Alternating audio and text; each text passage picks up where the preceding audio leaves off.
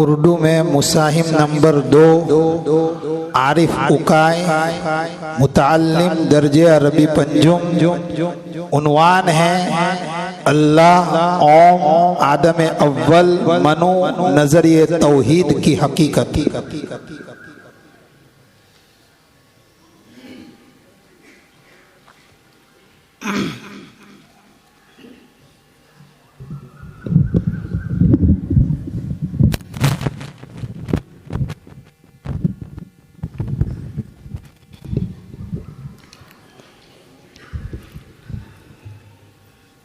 نحمده ونصلي على رسوله الكريم أما بعد فأعوذ بالله من الشيطان الرجيم بسم الله الرحمن الرحيم قل هو الله أحد الله الصمد لم يلد ولم يولد ولم يكن له كفوا أحد صدق الله العظيم۔ قابل تکریم صدر جلسہ، محترمین حکمین، مشفق و مربی اساتذہ کرام اور میرے عزیز ساتھیوں، بھارت کئی طرح کے خصوصیات و خوبیوں کا حامل ہے اور کئی قسم کے تماشے اور تلاش کے لیے بھی جانا جاتا ہے۔ یہاں بسا اوقات کہانیوں کو تاریخ سے اور تاریخ کو کہانیوں سے الگ کرنا مشکل ہوتا ہے۔ بہت سی بنیادی باتوں اور ضروری سوالات پر بنیاد اور برہمنواد حاوی ہو جاتا ہے۔ سنجیدہ روحانی معاملات اور خالق و مخلوق کی عظمت و توقیر اور انسانی نجات کے متعلق ہندوتووادی عناصر، خصوصاً سنگ کا پورا لٹریچر اصل سوال اور صحیح جواب سے تقریباً خالی ہے۔ ایسی حالت میں ضروری ہے کہ ملک میں وحدت انسانی کے تناظر میں ملک کے باشندوں کا صحیح رشتہ وحدت الہ، وحدت انسانی اور جغرافیائی ارضی وحدت سے استوار کیا جائے۔ یہ کوشش اس گروہ انسانی کی طرف سے زیادہ ضروری ہے جس کے پاس محفوظ و مکمل وحدت کا ریکارڈ ہو۔ آج کی تاریخ میں اس مستحکم پوزیشن میں امت مسلمہ کے سوا کوئی اور نہیں ہے۔ اس کے توسط سے وہ اصل فکر و عمل کی طرف مقامی و آفاقی و عالمی سطح پر دعوت دے کہ وہ اپنے اصل نظریاتی گھر میں قیام پذیر ہے۔ اس کی شدی اور گھر واپسی قطعی بے معنی اور گاڑی کو گھوڑے کے آگے باندھنے کے ہم معنی ہے۔ اس کے متعلق ملک کی امت مسلمہ کے پاس ایک خالق، پالنہار، نسل انسانی کی اصل اور ملک سے ارضی وابستگی کا سب سے زیادہ واضح اور نسبتاً محفوظ و مکمل حوالہ ہے۔ میرے عزیز ساتھیوں، اس سلسلے میں جمیعت علماء ہند کے 24ویں اجلاس عام کے پلیٹ فارم سے ایک بہتر و مؤثر بیانیہ 2023 کے ماہ فروری کے 12 تاریخ کو مولانا ارشد مدنی نے پیش کیا ہے۔ انہوں نے بھارت سے جس طرح آدم اول کے حوالے سے دین توحید کا رشتہ اصل معبود خالق و رب سے قائم کر کے ملک کی اہمیت و عظمت کا اثبات و اظہار کیا ہے، اس نے اصل حقیقت سے منحرف عناصر اور تفریق پسند فرقہ پرست طاقتوں پر ضرب کلیم لگانے کا کام کیا ہے۔ اس سے ان کا کاروبار حیات متاثر ہوتا نظر آتا ہے، جبکہ وحدت انسانی کے خواہاں افراد نے اصل مرجع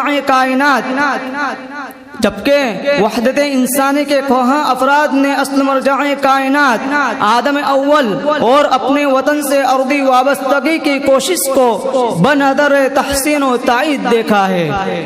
مولانا مدینی نے بہت زیادہ نئی باتیں نہیں کہی ہے، تاہم جس وقت اور جہاں سے کہی ہے وہ بہت حد تک منفرد و ممتاز ہے۔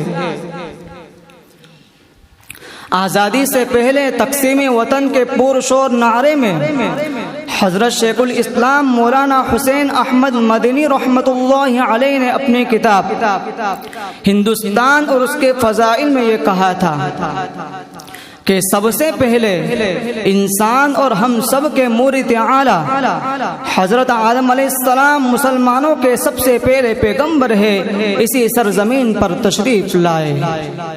نمبر 2، توسیع نسل انسانی کا آغاز سب سے پہلے اسی سرزمین پر نور اسلام سے ہوا۔ نمبر 3، صدیوں تک پیغمبروں کا سلسلہ اسی سرزمین میں ہوا۔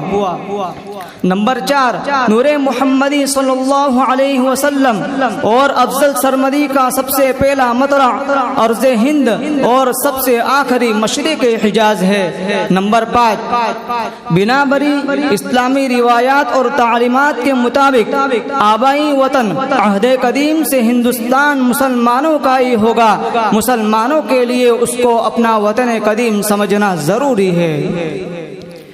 معزز سامعین، حضرت شیخ الاسلام رحمۃ اللہ علیہ کے ان مذکورہ نکات کو سامنے رکھتے ہوئے آزادی سے پہلے کے حالات سے زیادہ شدید ہندوتو وادی یلغار میں مولانا ارشد مدنی نے بصیرت سے کام لے کر مزید نکات کے ساتھ اللہ، اوم، آدم، منو کے ایک ہونے کے نظریے کے حوالے سے وحدت الہ، انسانی وحدت و یکجہتی کے در کو مزید وسیع کر دیا ہے۔ اس کی مخالفت تفریق پسندی، فرقہ پرستی اور ناسمجھی و بیجا تعصب کی علامت و اظہار کے سوا کچھ اور نہیں ہے۔ اسلام اور مسلم سماج کے حوالے سے سرزمین ہند پر حضرت آدم علیہ السلام کے نزول و حبوط کے متعلق کتاب حدیث مستدرک حاکم کے باب ذکر آدم میں حضرت ابن عباس رضی اللہ عنہ کی روایت اور اس پر ماہر فن رجال امام ذہبی رحمۃ اللہ علیہ کا ثبوت بڑی حد تک اصل کا اثبات و اظہار ہے۔ اس تعلق سے دیگر روایات و بیانات تاریخ و تفسیر طبری، طبقات ابن سعد، امام سیوطی رحمۃ اللہ علیہ کے تفسیر در منثور، عربی و سنسکرت کے جانکار علام غلام علی آزاد بلگرام رحمۃ اللہ علیہ کے سبحۃ المرجان فی آثار ہندوستان وغیرہ میں موجود ہے۔ معزز سامعین، اوم اور منو کے تعلق سے ہندو سماج کے آریہ سماجی اور سناتن دھرمی طبقے میں بھی مخالفت کی کوئی جواز و بنیاد نظر نہیں آتی ہے۔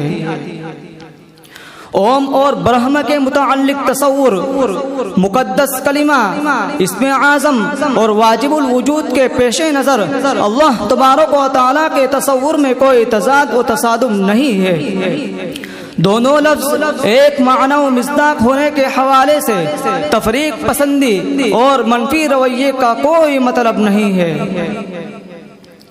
اوم برہم ایسی ذات کے لیے بولا جاتا ہے جس میں اصل کے اعتبار سے معبود کے طور پر غیر اللہ کے لیے کوئی گنجائش نہیں ہے۔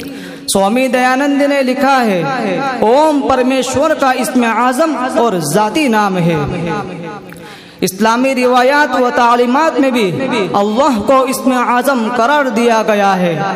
آدم اول کو منو کے حوالے سے سمجھنے کے لیے ہندو گرنتھوں اور روایات میں خاص سے حوالے دستیاب ہے۔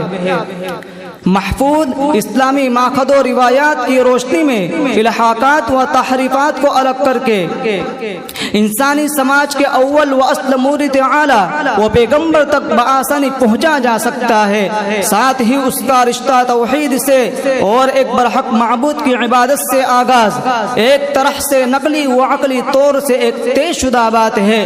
اسے سوامی دیانند اور سوامی وویکانند وغیرہ نے بھی تسلیم کیا ہے۔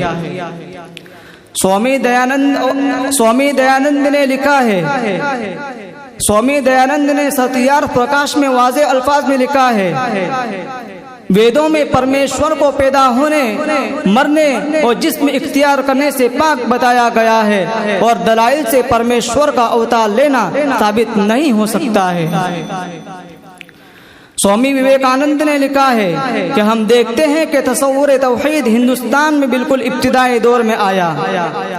वेद समताओं के अव्वलीन और कदीम तरीन हिस्से में ये मुवहिदाना नुक्ता नजर पाया जाता है, और अव्वल मनु तो इब्तिदाई दौर में ही थे और उन्हीं से नस्ल इंसानी की तौसीअ व अफजाइश हुई है।